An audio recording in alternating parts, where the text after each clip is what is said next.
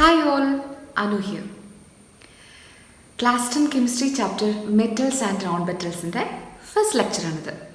നമ്മളുടെ third chemistry ചാപ്റ്ററാണ് metals and non metals. അപ്പോൾ നമുക്കറിയാം, നമ്മൾ സറൗണ്ടിങ്ങിലേക്കൊക്കെ നോക്കുകയാണെങ്കിൽ നമ്മൾ കാണുന്ന എല്ലാം ഏതൊർ മെറ്റൽസ് ആയിരിക്കും അല്ലെങ്കിൽ നോൺ മെറ്റൽസ് ആയിരിക്കും. ഫോർ എക്സാമ്പിൾ നമ്മളൊരു കാറ് നോക്കുകയാണെങ്കിൽ അതിൻ്റെ എൻജിനും ബോഡിയും ഒക്കെ മെറ്റൽസ് കൊണ്ടായിരിക്കും ഉണ്ടാക്കിയേക്കാം. പക്ഷേ സീറ്റൊക്കെ നോക്കുകയാണെങ്കിലോ അത് നോൺ മെറ്റൽസ് കൊണ്ടായിരിക്കും ഉണ്ടാക്കിയേക്കാം. അപ്പോൾ നമുക്ക് മെറ്റൽസിനെ കുറിച്ചും നോൺ മെറ്റൽസിനെ കുറിച്ചും ഒക്കെ പഠിക്കുന്നത് ഇൻട്രസ്റ്റിംഗുമാണ്, ഇമ്പോർട്ടൻറ്റുമാണ്. So shall we start?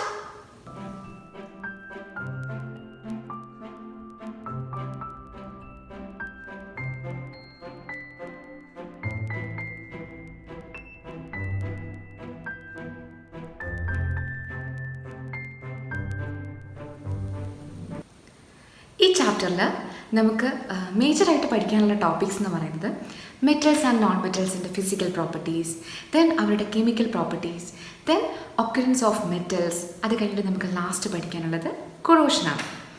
ഈ ലെക്ചറിൽ നമ്മൾ പഠിക്കാൻ പോകുന്നത് മെറ്റൽസ് ആൻഡ് നോൺ മെറ്റൽസിൻ്റെ physical പ്രോപ്പർട്ടീസാണ്.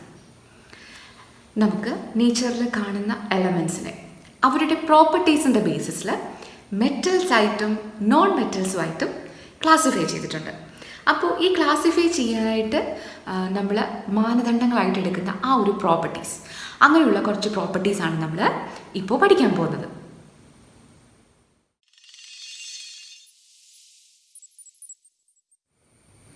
First one, malleability. The property of a substance due to which it can be beaten into thin sheets. അതായത് വളരെ തിന്നായിട്ടുള്ള ഷീറ്റ്സായിട്ട് അടിച്ചു പരത്തപ്പെടാനായിട്ടുള്ള സബ്സ്റ്റൻസുകളുടെ കഴിവിനെയാണ് നമ്മൾ മാലിയബിലിറ്റി എന്ന് പറയുന്നത്. നമ്മൾ പറയുകയാണെങ്കിൽ മെറ്റൽസ് മാലിയബിൾ ആണ്, നോൺ മെറ്റൽസ് മാലിയബിൾ അല്ല. അതിൻ്റെ ഈ ഒരു മാലിയബിലിറ്റിക്ക് എക്സാമ്പിളാണ് നമ്മൾ യൂഷ്വലി യൂട്ടൻസിൽസ്, പാത്രങ്ങളൊക്കെ ഉണ്ടാക്കാനായിട്ട്. അതായത് നമുക്ക് ഇഷ്ടമുള്ള ഷേപ്പിലേക്ക് അടിച്ച് പരത്താൻ പറ്റുന്നത് കൊണ്ടാണ് നമുക്ക് പാത്രങ്ങളൊക്കെ ഉണ്ടാക്കാൻ പറ്റുന്നത്, അല്ലേ? അപ്പോൾ യൂഷ്വലി നമ്മളുടെ പാത്രങ്ങളൊക്കെ മെറ്റൽസ് കൊണ്ടാണ് ഉണ്ടാക്കിയിട്ടുണ്ടാവുക. ദെൻ അതുപോലെ തന്നെ നമ്മൾ നോക്കുകയാണെങ്കിൽ ദ മോസ്റ്റ് മാലിയബിൾ എലമെൻറ്റ്സ് ആയിട്ട് കണക്കാക്കപ്പെടുന്നത് ഗോൾഡും സിൽവറും ഒക്കെയാണ്.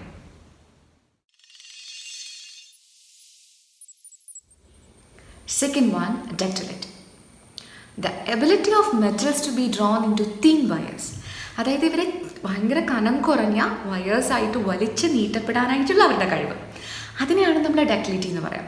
ഇവിടെ അഗെയിൻ യൂഷ്വലി മെറ്റൽസ് ഡക്റ്റൈലാണ്, നോൺ മെറ്റൽസ് ഡക്റ്റൈൽ അല്ല.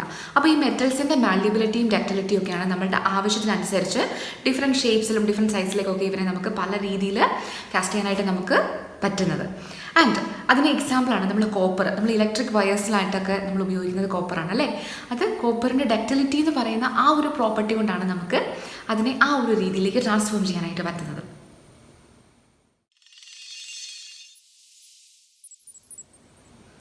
തേർഡ് പ്രോപ്പർട്ടിയാണ് കണ്ടക്ഷൻ ഓഫ് ഹീറ്റ്.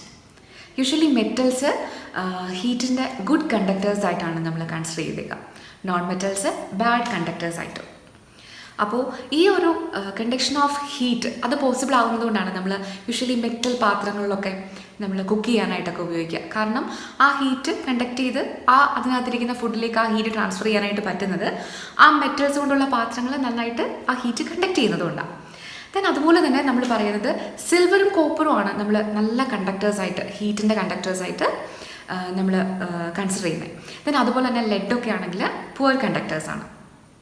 അപ്പോൾ നമ്മൾ പറഞ്ഞു metals usually good conductors of heat ആണ് വിത്ത് ഹൈ മെൽറ്റിംഗ് പോയിൻറ്റ്സ്. അപ്പം കണ്ടക്ഷൻ ഓഫ് ഹീറ്റ് എന്ന് പറഞ്ഞു കഴിഞ്ഞാൽ അവർക്ക് ഹീറ്റ് അവരിലൂടെ പാസ് ചെയ്യാൻ പറ്റും എന്നുള്ളതാണ് കേട്ടോ പറയുന്നത്. അപ്പോൾ നമ്മൾ പറഞ്ഞതിനകത്ത് സിൽവറും കോപ്പറും നല്ല ഗുഡ് കണ്ടക്ടേഴ്സ് ആയിരുന്നു, മെർക്കുറിയും ലെഡും ഒക്കെ ബാഡ് കണ്ടക്ടേഴ്സ് ആണെന്ന് പറഞ്ഞു. അങ്ങനെയാണെങ്കിൽ നമുക്ക് അടുത്ത സംശയം, ഇവർക്ക് ഹീറ്റ് കണ്ടക്ട് ചെയ്യാൻ പറ്റുമെങ്കിൽ ദെൻ അവർക്ക് ഇലക്ട്രിസിറ്റി അവരിലൂടെ പാസ് ചെയ്യാൻ പറ്റും. അപ്പോൾ നമ്മളുടെ നെക്സ്റ്റ് പ്രോപ്പർട്ടിയും ഇതാണ്, കണ്ടക്ഷൻ ഓഫ് ഇലക്ട്രിസിറ്റി.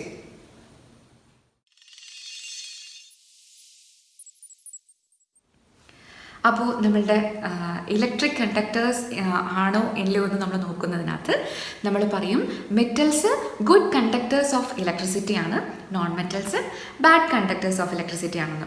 അപ്പോൾ അതുകൊണ്ടാണ് നമ്മൾ ഈ ഇലക്ട്രീഷ്യൻസ് ഒക്കെ കയ്യിൽ ഗ്ലൗസ് ഒക്കെ ഉപയോഗിക്കാറില്ലേ.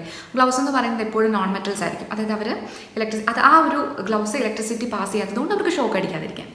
അപ്പോൾ നമ്മൾ പറഞ്ഞു നോൺ മെറ്റൽസ് ബാഡ് കണ്ടക്ടേഴ്സ് ആണ്, മെറ്റൽസ് ഗുഡ് കണ്ടക്ടേഴ്സ് ആണെന്ന്. ഇവിടെ നമുക്കൊരു എക്സെപ്ഷൻ ഉണ്ട്. അത് നമ്മുടെ കാർബണിൻ്റെ ഒരു അലോട്രോപ്പ് ആയിട്ടുള്ള ഗ്രാഫൈറ്റ് ആണ്. നമ്മൾ ഗ്രാഫൈറ്റിൻ്റെ കാര്യം നോക്കുകയാണെങ്കിൽ ഗ്രാഫൈറ്റ് ഒരു നോൺ മെറ്റലാണ്, പക്ഷേ it is A very good conductor of electricity.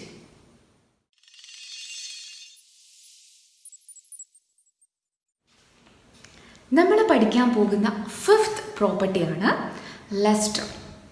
നമ്മൾ യൂഷ്വലി മെറ്റൽസിന് അവരുടെ പ്യുവർ സ്റ്റേറ്റിൽ അവർക്ക് നല്ല ഷൈനിങ് ആയിട്ടുള്ള സർഫസാണ് ഉള്ളത്, അതായത് നല്ല തിളക്കമുള്ള സർഫസ്. ഈ പ്രോപ്പർട്ടീനെയാണ് നമ്മൾ മെറ്റാലിക് ലസ്റ്റർ എന്ന് പറയുന്നത്. ഇവിടെയും നമുക്ക് ഒരു എക്സെപ്ഷൻ ഉണ്ട്, അയഡിൻ. അയഡിൻ എന്ന് പറയുന്നത് ഒബിയസ്ലി ഒരു നോൺ മെറ്റലാണ്, പക്ഷേ it is lustrous in nature.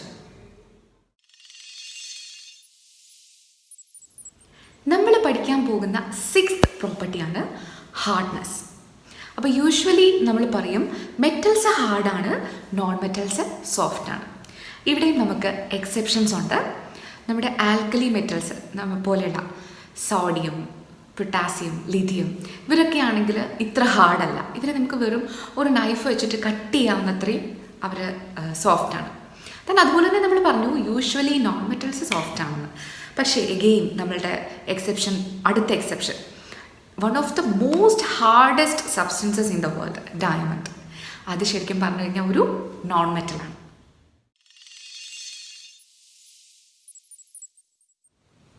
നമ്മളുടെ 7th പ്രോപ്പർട്ടിയാണ് ഡെൻസിറ്റി. ഡെൻസിറ്റി എന്ന് പറഞ്ഞാൽ എന്താ? Being compact. അപ്പം നമ്മൾ ശരിക്കും പറയുന്നത് മെറ്റൽസ് നല്ലതായിട്ട് ഡെൻസിറ്റി ഉള്ളതാണ്, നോൺ മെറ്റൽസിന് ഡെൻസിറ്റി കുറവായിരിക്കും എന്നാണ്. ഇവിടെയും നമ്മളുടെ എക്സെപ്ഷൻ എന്ന് പറയുന്നത് നമ്മുടെ ഹാർഡ്നെസ്സിന് പഠിച്ച എക്സെപ്ഷൻസ് ആണ് ഇവിടെയും നമുക്ക് എക്സെപ്ഷൻസ് ആയിട്ട് കാണാനുള്ളത്. അതായത് നമ്മൾ പറയും നമ്മളുടെ മെറ്റൽസ് നല്ല ഹൈലി കോമ്പാക്റ്റ് ആണ്, അല്ലെങ്കിൽ നല്ല ഡെൻസിറ്റി ഉണ്ടെന്ന്. പക്ഷേ ഇവിടെയും ആൽക്കലി മെറ്റൽസ്, നമ്മുടെ സോഡിയം, പൊട്ടാസ്യം, ലിഥിയൊക്കെ പോലെയുള്ള ആൽക്കലി മെറ്റൽസിന് ഡെൻസിറ്റി എന്ന് പറയുന്നത് കുറവായിരിക്കും. ആൻഡ് അഗെയിൻ ഇതുപോലെ തന്നെ നമ്മളുടെ നോൺ മെറ്റൽ ആയിട്ടുള്ള ഡയമണ്ട്, ഇത് നല്ലോണം ഡെൻസിറ്റി ഉള്ള ഹൈലി കോമ്പാക്റ്റ് ആയിട്ടുള്ള ഒരു എലമെൻ്റ് ആണ്.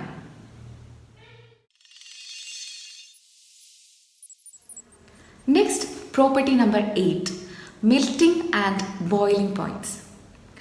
The temperature at which a substance starts to boil or melts, അതിനെയാണ് നമ്മൾ ആ ഒരു പെർട്ടിക്കുലർ സബ്സ്റ്റൻസിൻ്റെ മെൽറ്റിംഗ് പോയിൻറ്റ് അല്ലെങ്കിൽ ബോയിലിംഗ് പോയിൻറ്റ് എന്നൊക്കെ വിളിക്കുക, നിങ്ങൾക്കറിയാം. അപ്പോൾ എഗെയിൻ നമ്മൾ പറയുന്നു metals usually high melting points and boiling points ഉണ്ടെന്നും നോൺ മെറ്റൽസിൻ്റെ കമ്പാരിറ്റീവ്ലി ലോ ആണെന്നുമാണ് നമ്മൾ പറയപ്പെടുക. ഇവിടെയും നമുക്ക് എക്സെപ്ഷൻസ് ഉണ്ട്. നമ്മളുടെ ആൽക്കലി മെറ്റൽസ് ആയിട്ടുള്ള sodium, potassium, lithium, gallium, caesium ഇതിനൊക്കെ മെൽറ്റിംഗ് പോയിൻറ്റ്സ് കമ്പാരിറ്റീവ്ലി ലോ ആണ്.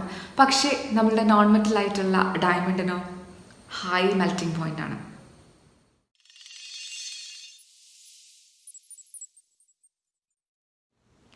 Then 9th property, the state at room temperature. അതായത് റൂം ടെമ്പറേച്ചറിൽ ഈ പറയുന്ന സബ്സ്റ്റൻസ് ഏത് സ്റ്റേറ്റിലാണ് കാണപ്പെടുക എന്നുള്ളതാണ് നമ്മൾ നോക്കുക. അപ്പോൾ യൂഷ്വലി മെറ്റൽസ് എന്ന് പറയുന്നത് റൂം ടെമ്പറേച്ചറിൽ സോളിഡ്സ് ആയിരിക്കും. ഇവിടെ ഉണ്ട് ഒരു എക്സെപ്ഷൻ, നമ്മളുടെ മെർക്കുറി, അത് റൂം ടെമ്പറേച്ചറിൽ ലിക്വിഡ് സ്റ്റേറ്റിലായിരിക്കും. അപ്പോൾ നമ്മുടെ നോൺ മെറ്റൽസിൻ്റെ കേസാണെങ്കിലോ യൂഷ്വലി നോൺ മെറ്റൽസ് ഒന്നെങ്കിൽ ഗേഷ്യസ് സ്റ്റേറ്റിലായിരിക്കും അല്ലെങ്കിൽ സോളിഡ് സ്റ്റേറ്റിലായിരിക്കും, എക്സെപ്റ്റ് ബ്രോമിൻ. ബ്രോമിൻ നമ്മളുടെ ലിക്വിഡ് സ്റ്റേറ്റിലാണ് റൂം ടെമ്പറേച്ചറിൽ കാണുക.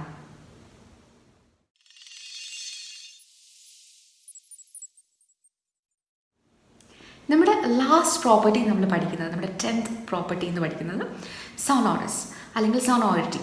അപ്പോൾ ഒരു ഹാർഡ് സർഫസിൽ സ്ട്രൈക്ക് ചെയ്യുമ്പോൾ നല്ല സൗണ്ട് ഉണ്ടാക്കാനുള്ള ആ ഒരു കപ്പാസിറ്റിനെയാണ് നമ്മൾ സോണോറിറ്റി എന്ന് പറയാം. അപ്പോൾ യൂഷ്വലി മെറ്റൽസ് സോണോറസ് ആണ്, നോൺ മെറ്റൽസ് സോണോറസ് അല്ല. അപ്പോൾ എന്താണെന്ന് വെച്ച് കഴിഞ്ഞാൽ ആ ഒരു പ്രോപ്പർട്ടി കൊണ്ടാണ് നമ്മൾ പാത്രങ്ങളൊക്കെ താഴെ വീഴുമ്പോൾ ഇങ്ങനെ ടക ടക ടക്കേന്ന് സൗണ്ട് കേൾക്കുക. അതുപോലെ തന്നെ ബെൽസൊക്കെ റിങ് ചെയ്യുമ്പോൾ ഉണ്ടാകുന്ന ഒരു നല്ല മുഴക്കമൊക്കെ ഉള്ള സൗണ്ട്, അത് നമ്മുടെ മെറ്റൽസിൻ്റെ സൊനോറിറ്റി എന്ന് പറയുന്ന ആ ഒരു പ്രോപ്പർട്ടിയിലാണ് ശരിക്കും നമുക്ക് ആ ഒരു സൗണ്ടൊക്കെ കിട്ടുക. സോ നമ്മളിപ്പോൾ മെറ്റൽസ് ആൻഡ് നോൺ മെറ്റൽസിൻ്റെ ഫിസിക്കൽ പ്രോപ്പർട്ടീസൊക്കെ പഠിച്ചു. അപ്പോൾ നിങ്ങൾ ശ്രദ്ധിച്ചോ, നമ്മൾ ഈ ഓരോ പ്രോപ്പർട്ടീസും വെച്ചിട്ട് മെറ്റൽസിനെയും നോൺ മെറ്റൽസിനെയും കൂടെ നമ്മൾ ക്ലാസിഫൈ ചെയ്ത് നോക്കിയപ്പോൾ നമുക്ക് കുറേ എക്സെപ്ഷൻസ് കണ്ടുപിടിക്കാൻ പറ്റി. അതായത് നമുക്ക് അപ്പോൾ ഒരിക്കലും കൃത്യമായിട്ട് ഇന്ന പ്രോപ്പർട്ടിയുടെ ബേസിൽ ഇത് മെറ്റലാണ് അല്ലെങ്കിൽ നോൺ മെറ്റലാണ് നമുക്ക് ഡിസൈഡ് ചെയ്യാൻ പറ്റുന്നില്ല. അപ്പോൾ നമുക്ക് ഫിസിക്കൽ പ്രോപ്പർട്ടീസിൻ്റെ മാത്രം ബേസിസിൽ ഒരു എലമെൻറ്റിനെ അത് മെറ്റലാണോ നോൺ മെറ്റലാണോ എന്ന് കറക്റ്റായിട്ട് ക്ലാസിഫൈ ചെയ്യാൻ പറ്റാത്തതുകൊണ്ട് നമ്മളിനി പ്രോപ്പർ ക്ലാസിഫിക്കേഷന് വേണ്ടിയിട്ട് ഇതിൻ്റെ കെമിക്കൽ പ്രോപ്പർട്ടീസാണ് നമ്മൾ ഇനി പഠിക്കാൻ പോകുന്നത്. ഫോർ എക്സാമ്പിൾ, ഇപ്പോൾ ഓൾമോസ്റ്റ് നമ്മളുടെ നോൺ മെറ്റൽസ് ഒക്കെ വെള്ളത്തിൽ ഡിസോൾവ് ചെയ്യുകയാണെങ്കിൽ ഉണ്ടാകുന്നത് ആസിഡിക് ഓക്സൈഡ്സ് ആവും. അതേസമയം മെറ്റൽസ് ആണ് വെള്ളത്തിൽ ഡിസോൾവ് ചെയ്യുന്നെങ്കിൽ ഉണ്ടാകുന്നത് ബേസിക് ഓക്സൈഡ്സ് ആണ്. ഇതുപോലെയുള്ള കുറേ കെമിക്കൽ പ്രോപ്പർട്ടീസാണ് നമ്മൾ ഇനി അടുത്ത ലെക്ചറിൽ പഠിക്കാൻ പോകുന്നത്. എന്തുകൊണ്ടാണ് നമുക്ക് ഫിസിക്കൽ പ്രോപ്പർട്ടീസിൻ്റെ മാത്രം ബേസിസിൽ നമുക്ക് ഈ ഒരു പ്രോപ്പറായിട്ടുള്ള ക്ലാസിഫിക്കേഷൻ പോസിബിൾ ആകാത്തതുകൊണ്ട്. ഈ പോർഷൻസൊക്കെ നിങ്ങൾക്ക് ഞാൻ മനസ്സിലായെന്ന് വിശ്വസിക്കുന്നു. നിങ്ങൾ ഈ വീഡിയോ ഇഷ്ടമായാൽ ഇത് ലൈക്ക് ചെയ്യാനും നിങ്ങളുടെ ഫ്രണ്ട്സുമായിട്ട് ഷെയർ ചെയ്യാനും ഒന്നും മറക്കരുത്. ഇതുവരെ സബ്സ്ക്രൈബ് ചെയ്തിട്ടില്ലെങ്കിൽ പ്ലീസ് നിങ്ങൾ സബ്സ്ക്രൈബ് ചെയ്യണം, സപ്പോർട്ട് ചെയ്യണം. വീണ്ടും നമുക്ക് വേറൊരു വീഡിയോയിൽ വേറൊരു സെഷനിൽ കാണാം. അതുവരെ എല്ലാവരും സുഖമായിട്ടിരിക്കുക, സന്തോഷമായിട്ടിരിക്കുക. ബൈ.